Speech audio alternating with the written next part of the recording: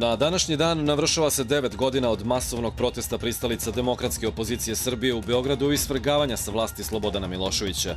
5. oktobra 2000. godine organizovano je okupljanje ispred tadašnje Savezne skupštine zbog nepriznavanja rezultata na predsjedničkim izborima održanim 24. septembra.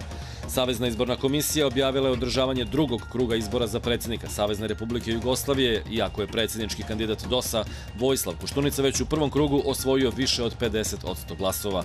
Pored priznavanja izbornih rezultata, DOS je od vlasti Slobodana Miloševića zahtevao i ostavku rukovodstva RTS-a.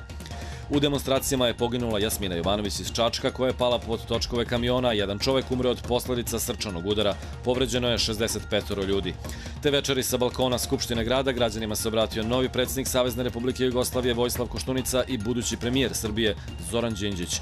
Slobodan Milošević je narednog dana, 6. oktobra, priznao izborni poraz i čestitao Koštunici. Pre 5 godina, pod i dalje nerazjašnjenim okolnostima, u kasarni u Topšideru nastradali su gardisti Dragan Jakovljević i Dražen Milovanović. Svoje zaključke o tom slučaju dale su dve komisije, vojna i državna, koju je osnovao tadašnji Vrhovni savet odbrane. Nalazi stručnjaka bili su suprotstavljeni. Vojska je tvrdila da su vojnici stradali u međusobnom obračunu, dok su stručnjaci nezavisne komisije zaključili da je za njihovu smrt odgovorna treća osoba. Ministar policije Ivica Dačić najavljuje da će ove nedelje sa državnim tužiocem krenuti u obračun sa huliganima i ekstremnim navijačkim grupama. On je u intervjuu za Pres istakao da je potrebno da se u tu borbu uključe svi, a ne da se sav posao svali samo na policiju.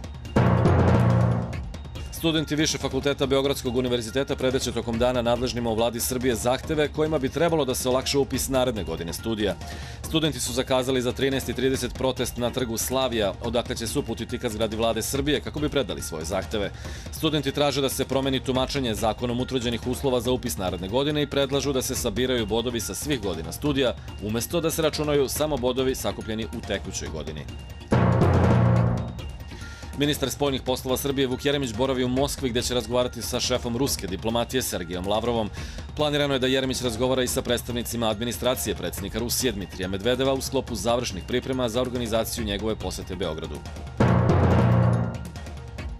Grčki premijer Kostas Karamanlis podneo je sinoć ostavku na mesto šefa stranke Nova demokratija, dok je u telefonskom razgovoru sa svojim najvećim rivalom, predsjednikom Pasoka, Jorgosom Papandreouom, priznao poraz svoje stranke koja je bila na vlasti posljednjih 5 godina.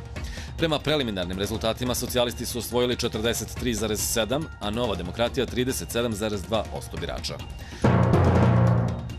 Zbog novog jedinstvenog zakona o platama, otpuštanje prinudnog neplaćenog odmora od 10 dana, u Rumuniji je organizovan najveći štrajk u posljednjih 20 godina u toj zemlji. U štrajku je 750.000 radnika.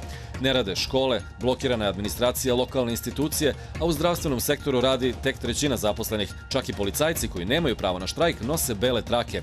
Sindikati optužuju vladu za smanjenje plata u mnogim sektorima i objašnjavaju da je štrajk poruka vladi da više ne može da manipuliše zaposlenima koji plate dobijaju iz budžeta.